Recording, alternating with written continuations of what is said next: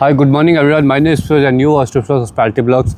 एक और वीडियो में आप सबका स्वागत है गाइज़। आज के वीडियो में हम बात करेंगे रोमानिया से आप इटली कैसे जा सकते हैं और स्वीडन कैसे जा सकते हैं। जो कि यहाँ से लोग जो आगे जाते हैं ज़्यादातर इटली जाते हैं, बट मैं आपको एक स्वीडन का भी प्लस पॉइंट बताऊँगा जो कि बहुत से कम लोगों को पता है। और ये कंट्री जो है ना बहुत कम लोग प्रेफर करते हैं, मतलब जाते हैं। और क्यों जाते हैं यहाँ पे मैं आपको बताता हूँ, इटली क्यों जाते हैं और इटली यहाँ से रोमानिया से जाना क्या आसान है या कैसा है नहीं है। तो गाइज़ इसके ऊपर आज हम पूरा वीडियो एक एक करके बात करेंगे।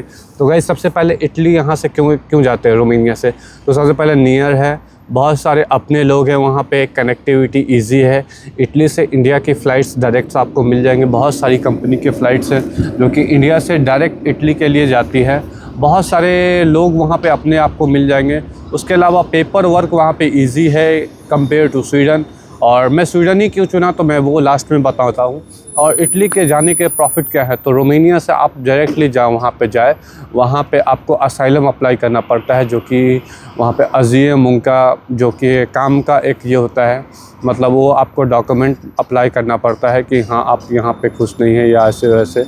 वहाँ पे आपको एक अपना खुद का रूम लेना पड़ेगा, जैसे कमरा जिसको कहते हैं। मैं आपको मोटा मोटी बता रहा हूँ ताकि वीडियो लंबा ना हो, क्योंकि बताने को बहुत स्टेप है। मैं आपको छोटे और स्टेप गाइड में बताने की कोशिश करता हूँ। तो फिर वहाँ पे आप जाते हैं और उसके बाद आपका वो जो है क्या बोलते हैं, आपका पासपोर्ट और आपके जो डॉक्यूमेंट्स हैं, जो जितने आपके पास जो सीवी है या कंपनी के जो भी है डॉक्यूमेंट्स हैं, फ़ोटोज़ हैं। और वहाँ पे आपको कुछ डॉक्यूमेंट्स बनाने पड़ेंगे यहाँ से। रोमानिया से आप पुलिस क्लियरेंस सर्टिफिकेट, अगर आप रोमानिया से जा रहे हैं तो ये सब चीज़ें जो हैं जो इम्पॉर्टेंट है वो चीज़ें रख लें।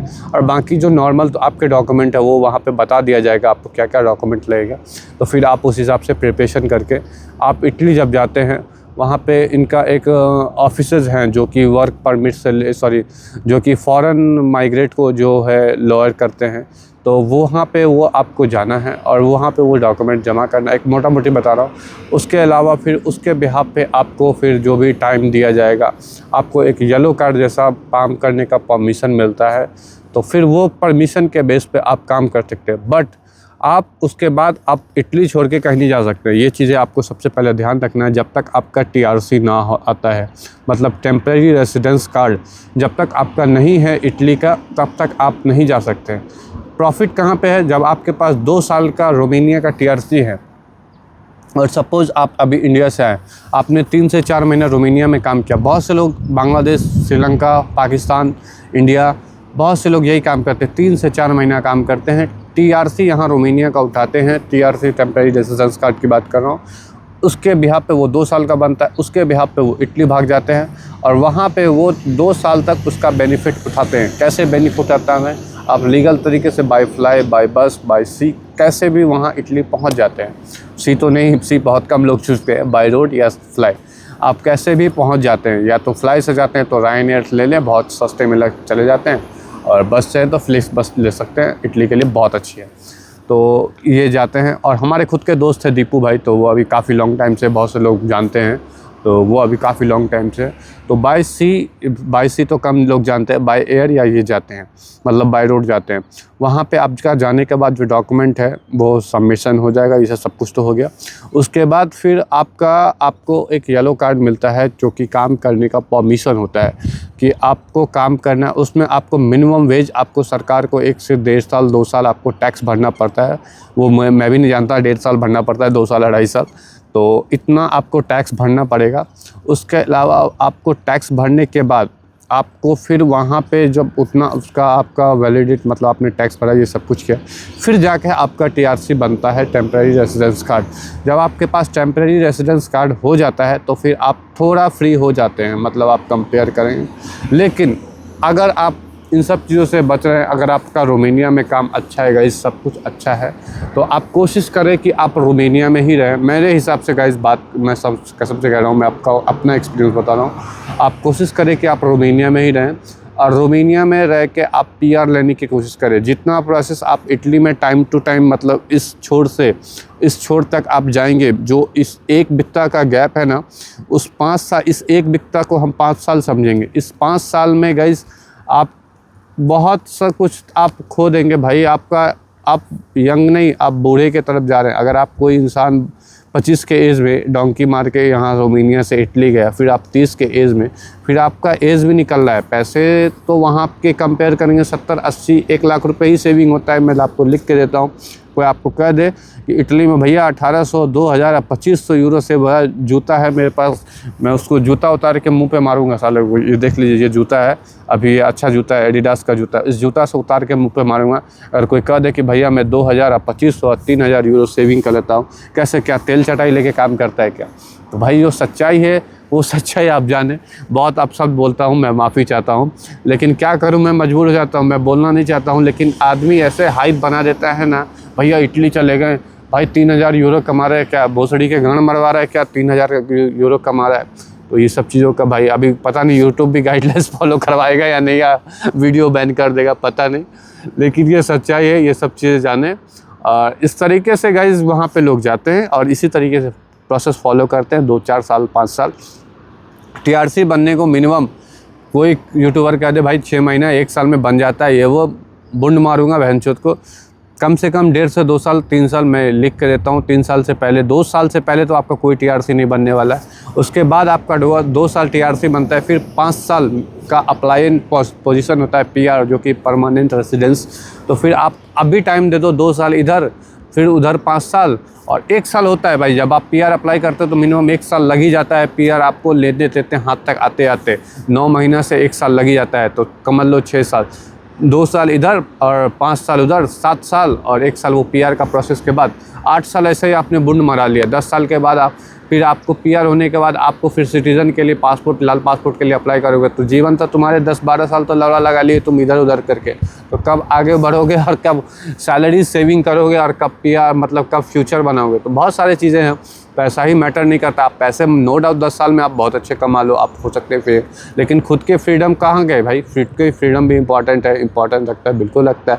मैं अभी रोमानिया में रखता हूँ, मेरे लिए फ्रीडम मेरे लिए सबसे ज़्यादा इंपॉर्टेंट है। मैं पैसे को वैल्यूबल क्यों नहीं, मेरी भी अच्छी सैलरीज हैं, अच्छी लाइफ स्टाइल है, आराम से महीने के कभी मेरे सेविंग की बात करूँ, ऑफ सीज़न की मैं बात करूँ तो 70-80 तक मतलब आराम से कहीं नहीं जाता है। 70 तो कहीं नहीं जाता है, आंख बंद करके। उसके ऊपर कितना जाता है वो नहीं बताऊंगा, लेकिन मिनिमम मेरा 70 पर महीने कहीं नहीं जाता है। 70,000 रुपये मेरे कहीं नहीं जाते हैं। और कितना भी अगर मैं बहुत ज़्यादा किसी महीने खर्च कर दिया, ज़्यादा मौज मस्ती कर दिया ये वो, तो 60 तो कहीं नहीं रखा हुआ है। 60 तो बचने हैं, और बाकी थोड़े बहुत यूट्यूब वगैरह से आ जाते हैं, इधर उधर से आ जाते हैं रेवेन्यू, तो टेंशन नहीं होता है। तो इन सब चीज़ों का ध्यान। अब दूसरा स्वीडन के ऊपर बात करेगा।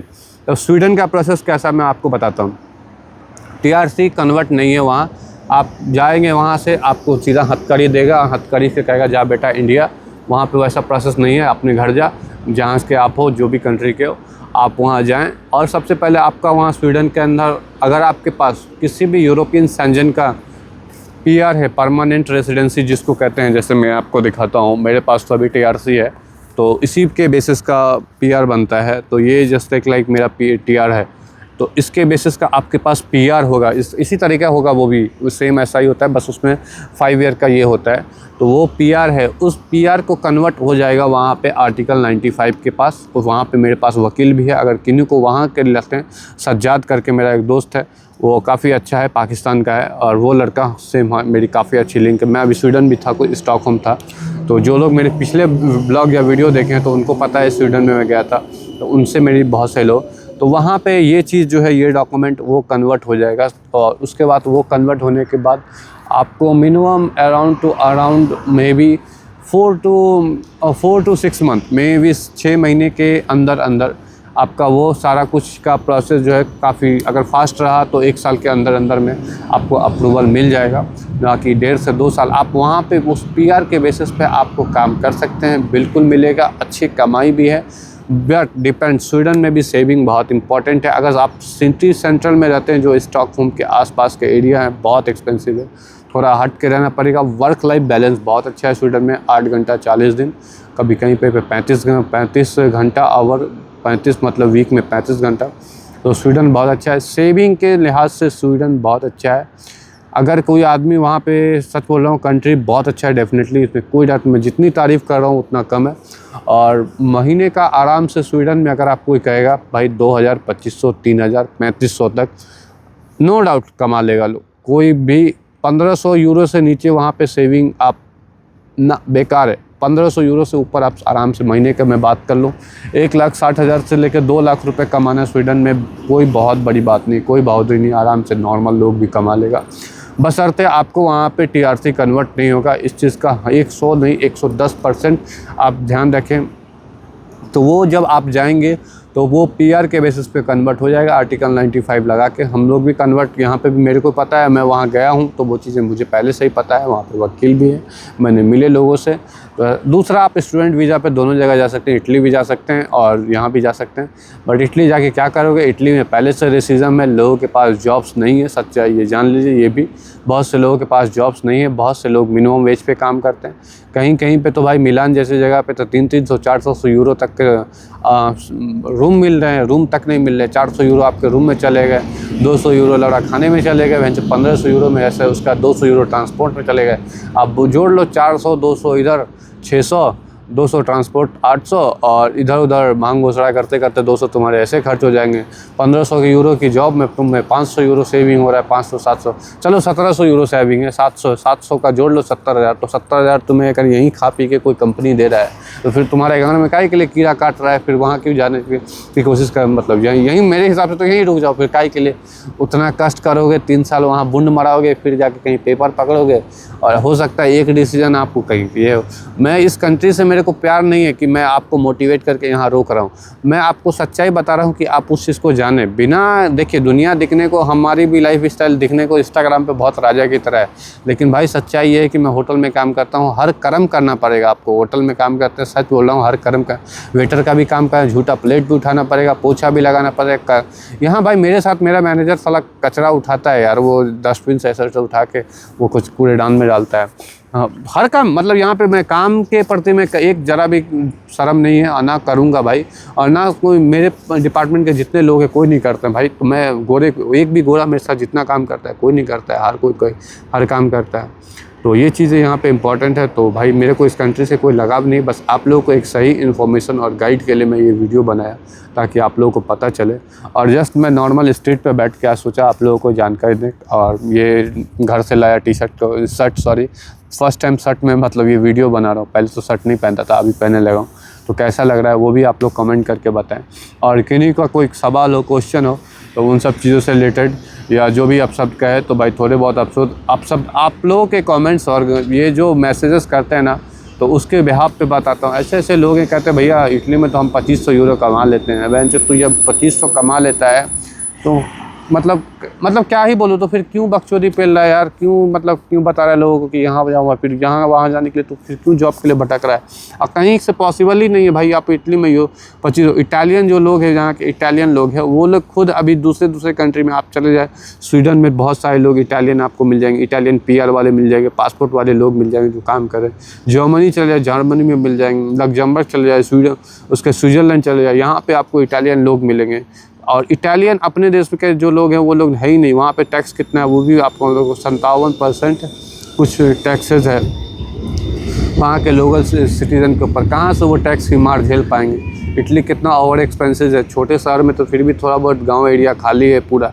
हर साल ऑफ़र निकालता है कि हमारे यहाँ इतना लोग आएंगे तो इतना पैसा मैं दूंगी, सब वहाँ की सरकार निकालती है। तो ये सब चीज़ें जब आप सब कुछ जान ही रहे हैं तो फिर आप मैसेज करके पूछ रहे भैया मैं इटली निकलना चाहता हूँ। तो इटली का सच्चाई भी है। स्वीडन नो डाउट बहुत अच्छी कंट्री है, आप वेट कर लें, पीआर ले लें। स्वीडन में मैं खुद कह रहा हूँ मैं आपको ट्रांसफ़र करा के दूँगा। फिर आपको चुल मचती है कि फिरोज भाई आप ऐसा बोलते हैं। अरे भाई हम गारंटी ले रहे हैं कि हम आपको ट्रांसफ़र करें। आप स्वीडन का मुझसे आज पूछे आपके पास पीआर है, कल मैं आपको स्वीडन के लिए भेज दूंगा। आपको मैं, हमारे पास खुद के वहाँ पे लोग हैं। वहाँ पे स्कोडा नाम की कंपनी है, वहाँ पे भी कुछ दिन पहले रिक्वायरमेंट हायरिंग था, तो वो भी मतलब देखा मैंने, ग्रुप में देखा, लेकिन मेरे वहाँ पे कोई लिंक नहीं है।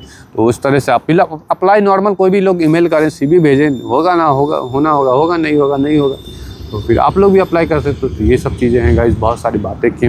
आई होप आप लोगों को समझ में आया होगा बहुत सारी चीज़ें। किन्हीं को कोई बुरा लगा होगा तो मैं माफ़ी चाहता हूँ। आप लोग ज़रूर कमेंट करें और ज़्यादा से ज़्यादा लोगों को ये वीडियो शेयर करें ताकि उनको भी ये सब चीज़ें पता चले। और मिलते हैं किसी और वीडियो में, तब तक के लिए आप अपना ख्याल रखें। जय हिंद, जय भारत।